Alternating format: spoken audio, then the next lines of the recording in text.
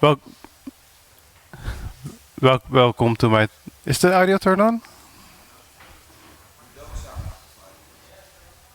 Well, welcome to my talk. Did I? That's still turned on. Hello, hello.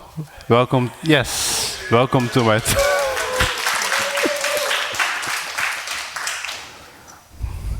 Welcome to my talk. Sorry for the delay, but I was planning to do my talk on a laptop that's the same age as myself, but it's too old or the rest of the setup is too new. So this is our backup. I donated a kidney half a year ago, and that's what I want to talk about. First, a little bit about myself. My name is Peter Hazenberg, or Peter. I'm born in 1994, just like that laptop. I'm a member of RevSpace. I'm also a member of Team Warehouse, and I'm a member of the One Bean team. There's also one other important person featured in this talk, sitting right there. Sven Slootweg, UP91, born in 91, also a member of RevSpace, and they needed a kidney. So first, two disclaimers. The first one, this is not medical advice. I'm not a doctor. I'm pretty sure some of the details might be slightly wrong. And the second one, privacy is always more important than curiosity. Some of the things are very personal. We are okay with sharing, but it should always remain completely optional. The kidneys, they are your internal team waste. They filter waste products out of your blood, but they do a lot more. They regulate your blood pressure, fluid balance. Don't forget to drink enough water. And minerals like calcium and salt. So they're quite important. Thankfully, you've got two of them, usually. Why though? Why not? How couldn't I? Why not? Do I really need only one kidney? Are there any medical risks? What about downtime during recovery? There can be many reasons to not donate a kidney. However, my own grandfather lost his kidney due to an infection in the early 1950s. He lived most of his life with only one kidney, and he died of completely unrelated causes around 45 years later. So if he needed only one, I need only one. Medical risks. There are, of course, risks with any medical procedure or really anything you do anywhere. The risk that I could die during this surgery is around 1 in 3,000. It's the same risk that I would die in a traffic accident over a span of 10 years. That is a very acceptable risk. The other risks are also pretty small. Then there's downtime during recovery. For example, if you need to do physical heavy work and you can't get time off, that would be a complication, but I was in between jobs anyway, so that makes the decision a lot easier. Some people think you could also just donate your organs after you die, and that's true. However, donating a kidney when you're alive means that your kidney can last way longer. A kidney from a living donor can last for about 20 years. A kidney from a deceased donor usually lasts about half that long. So you can just do both. I am planning to donate the other kidney whenever I die, hopefully not anytime soon. What about dialysis? That's at best a temporary solution. It leads to a lower quality of life for the kidney patient.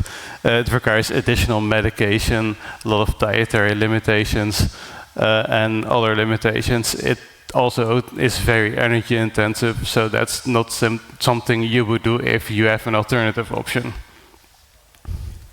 So how couldn't I? I couldn't really find any reason not to do it. I'm in very good health.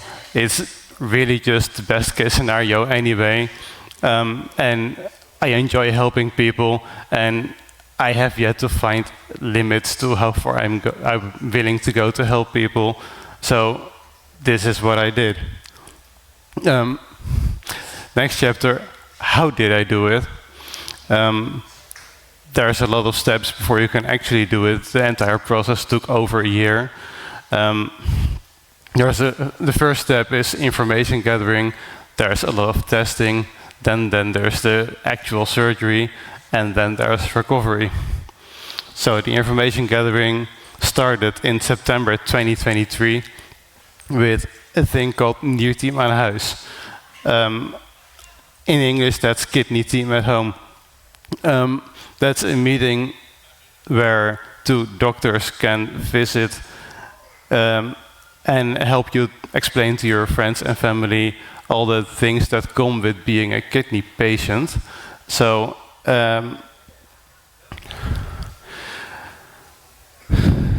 I'm sorry, I'm going too fast. As a kidney patient, that's a meeting you can arrange to help explain to your friends and your family all the things that come with being a kidney patient and dealing with dialysis and looking for a kidney donor. So I tried to be there, I couldn't be there. However, another friend of us transcribed and translated the entire meeting, so I still got all the information anyway. The most important part was this part of the transcription. The most important factor in finding a donor is the blood type, and I happen to be a blood donor, so I could just look at my own blood type. So I already knew that the first step of the matching process was basically done. That's when I decided to just go for it. I took a few months to do the other considerations and make my final decision. So in September, I filled in the form to make it official. Not permanent, you can reverse your decision at any moment, even the day of the surgery itself, but I didn't. So a few days later, I received a parcel, and that's where the testing begins. It also came with a letter with an appointment to show up in the hospital in January 2024. That's basically still information gathering,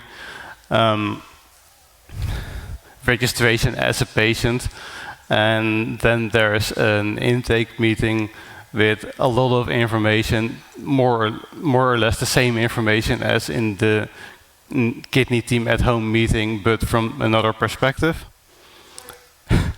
The same information as the Kidney Team at Home meeting, but from another perspective. And you fill in a medical questionnaire about your own health. And I made the weirdest delivery ever. Those 2 jugs were now full of urine, and I transported that across almost the entire country by train, because that's the easiest way to do it if you don't own a car. So yeah, that's what I did.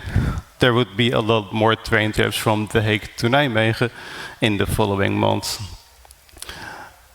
Then a lot of testing happened. The most important number to test is the kidney function. That's GFR or eGFR. I'm not going to try to pronounce it because I failed like a dozen times during rehearsing.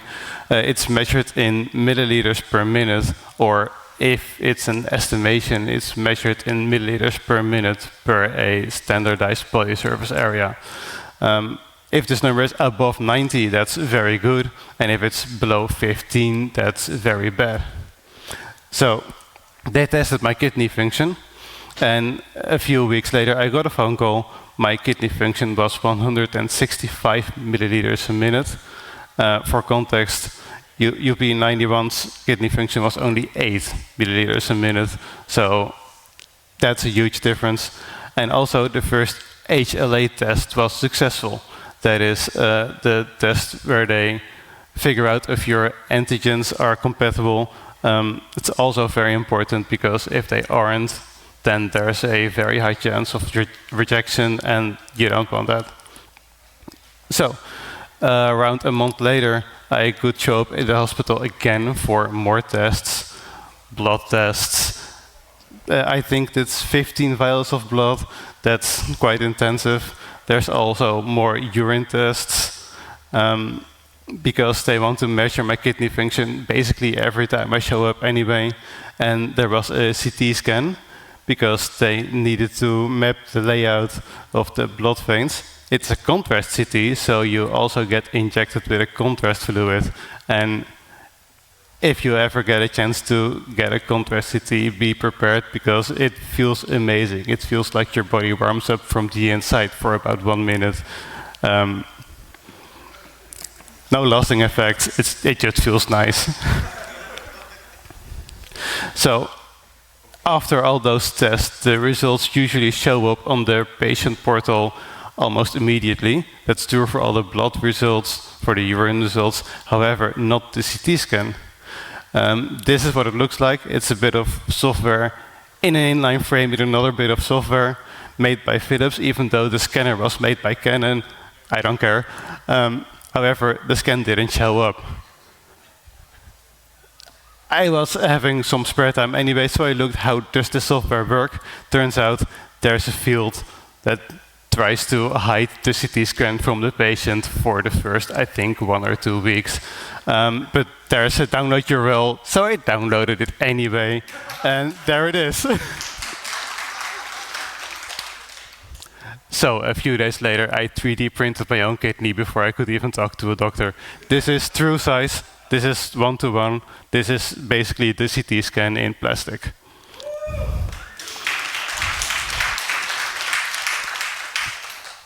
Just thought I had a bit of fun when I was waiting anyway. So in July, there was the phone call that all the testing was done and that it was approved for donation. There was some more testing between the CT scan and this phone call, but I'm skipping over some of the details because it's a lot of the same anyway. The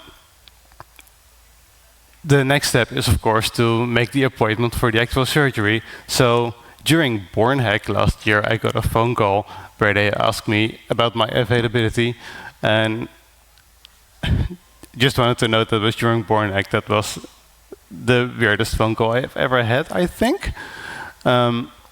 So a few weeks later, we settled on the actual date, and the date would be the 12th of November.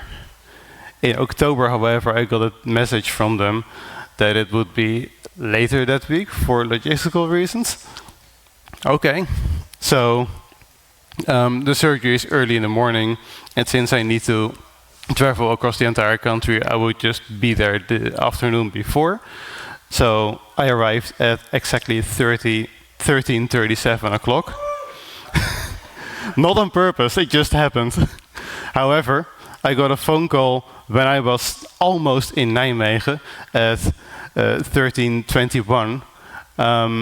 Turns out there were some weird unexplained blood values in Sven, so we had to cancel and do more testing. So we did more testing, we figured out that we could solve all the problems and make a new appointment for the 13th of January this year. No phone calls this time. I showed up in a hospital room and I tried the hospital dinner. The first day before the surgery, I thought the food portions were too small, but the next day I didn't think that anymore. This is the morning before the surgery. This is the last picture of me with both kidneys. I took it myself with a timer. I put my phone somewhere on, I think, the paper towel dispenser. A few hours later, I woke up with this thing on my arm to monitor my vital signs. They are fine. There's a close-up. It's a thing on Wi-Fi. I guess it's nice that you don't have to have the nurses visit you every few hours to make notes. The recipient of the kidney, in this case UP91, wakes up a lot later because their surgery starts later and is still in progress when you wake up. But as soon as I talked to them over instant messaging, they immediately felt better. Food and drink started tasting better. It was just amazing to read those messages. And I could visit them the next day. Did I feel any pain? Almost none. I felt a little bit of pain in my shoulders.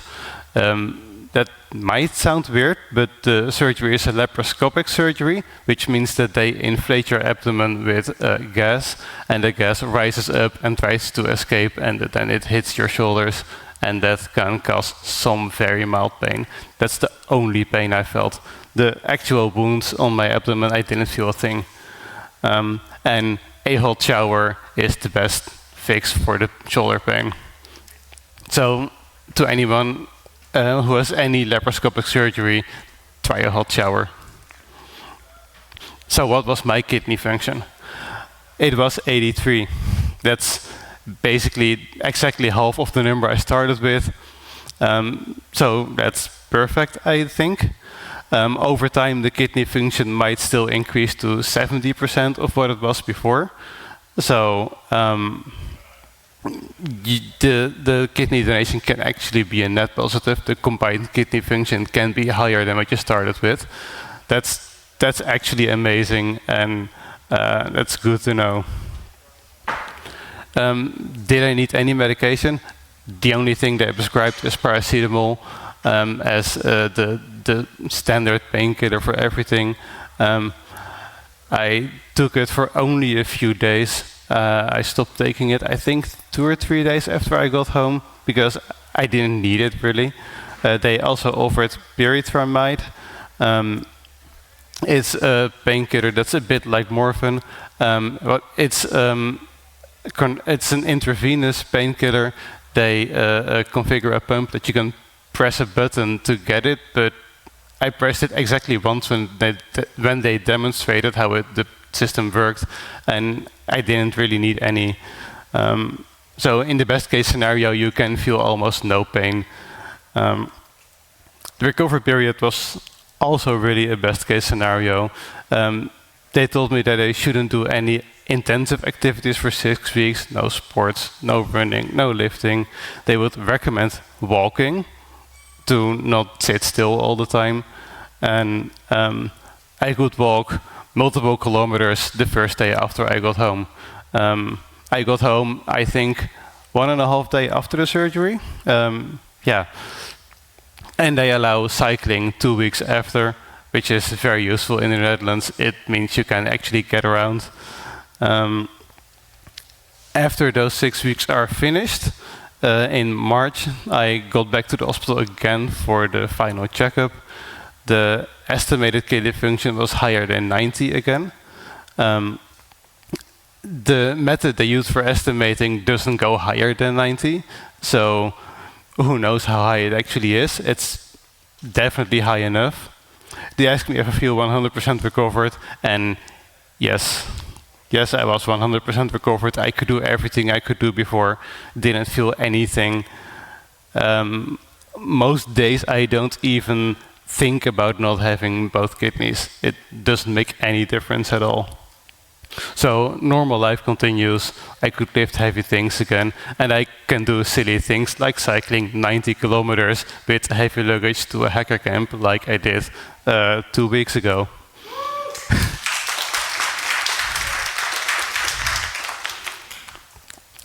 Third chapter is not about me, but it's about you. What are the options, and should you do the same thing? If you want to donate your kidney, you can obviously donate anonymously to someone on the transplant list, but you can also do a directed donation if you happen to know someone who needs a kidney. There are different ways to do it. The anonymous option is probably the easiest because anyone can do it. You don't have to know anyone who needs a kidney, but you also don't find out where your kidney ends up. The obvious alternative is a directed donation. It means that you get to decide who gets your kidney, but you do have to be a match. So if you're not a match, there are still some options. There's the crossover donation. If you are a mismatch and someone else is also a match, but you can match the other person's kidney donor and their recipient can match you, then you can still do the thing. they're usually planned on the same day in the same hospital or in two nearby hospitals to make the logistics easier. But if that doesn't work out, there's even a third option. It's a domino option.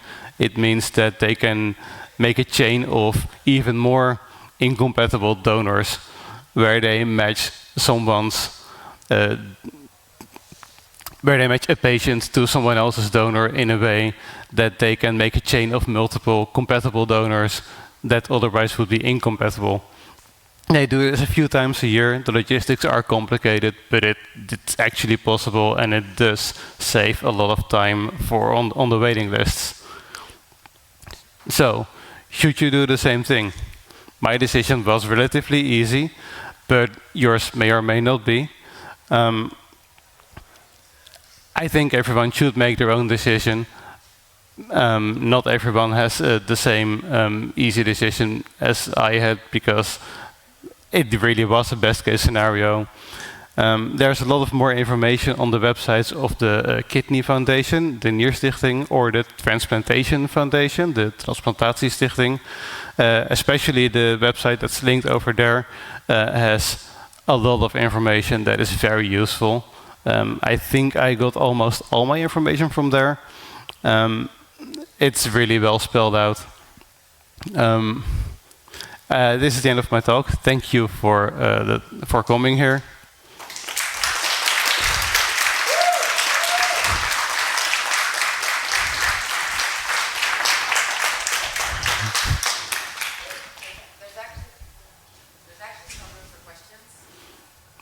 Yeah, there's room for questions.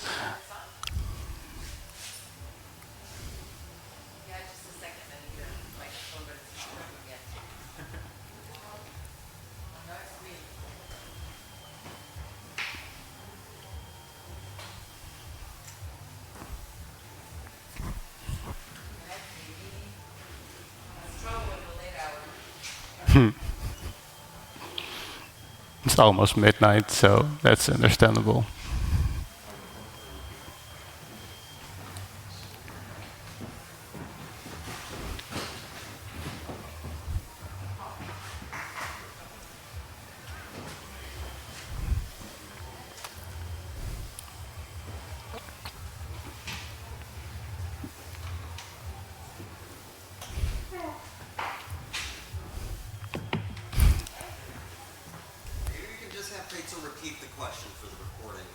Yeah, I could do that. Yeah, okay. So if you can repeat the question. Mm-hmm. I don't really have a question, but I just wanted to say, like much of my family, I have a genetic kidney disease that causes my kidneys to degrade much quicker than others. Therefore, me and my family members are practically guaranteed to need a kidney at some point in our lives. Maybe multiple. It's quite a scary prospect. So I just want to say thanks for being so generous, for taking the time to talk about the subject. You're welcome. Someone just said that he has a genetic anomaly that almost guarantees him and everyone in his family to get a kidney failure at some point in life. So he thanked me for talking about about kidney donation.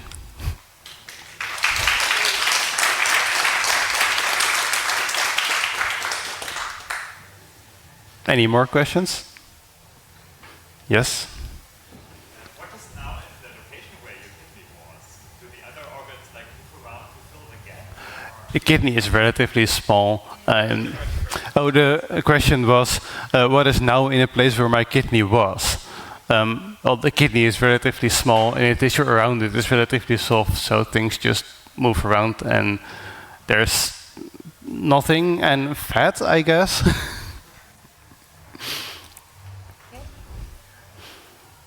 So you described part of the process, kind of the test cytotope and surgery itself, of course, and the options. How do you look back on it all, like the entire kind of everything of it? So the question was, I described the process the tests I took, etc. How do I look back on it all? Very positively, even though the first attempt at the surgery was a failure, it was still a positive story in the entire in its entirety. I would recommend, if you can do it, it's just a nice thing to do. It takes some time, but it's not that intensive. It's just a thing you can do, and it's mostly positive. Yes? How did you originally come about to know that you needed that kidney and consider that you could face about that? Was it just your friends from before? Yeah, we already knew each other. Sorry. The question was, how did I get to making this decision? And we already knew each other. We were a member of the same hackerspace. And UP was very open about the kidney failure, the kidney disease. So I think almost everyone at our hackerspace knew about the story. And the meeting at his home, I was actually invited to that, but it wasn't there because of a scheduling screw-up on my end. So I already was planning to be there and get all the information and considering donating, because why not? Any more questions? Yes? Do you know which kidney they took? Yes, the left one. Do you know why? Yes, the veins. Sorry, I need to repeat the question. The question was, do you know which kidney they took? Yes, the left one. And do you know why? Yes, because the veins on the left one are a bit longer than on the right one, so the surgery is easier on the left side. And easier also means safer, of course.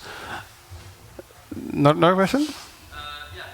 So also tying into this question, so you're saying there's no way to notice that his tissue is gone, basically, no dead, nothing. The question was, there's no way to notice the kidney is gone, no dead, nothing.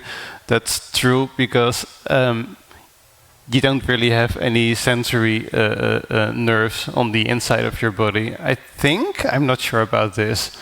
But yeah, you usually feel things on your skin, and there's no skin where the kidney is. There are, of course, the scars on the outside, but those are very mild and small. There was another question? Can you still drink alcohol? Yes. The question was, can I still drink alcohol? The answer is yes. I actually had a chunk, I think, the day before yesterday. I almost never drink anyway. But yes, you can drink and eat and do almost anything you normally could. During the recovery, there is the warning that you shouldn't take ibuprofen or other NSAIDs, because those medications are pretty hard on the kidneys in general. But outside of that, I think there's nothing. They also advise you to not eat too much salt and drink enough water, but that's the same advice that applies to everyone else. They just, the same advice but stronger.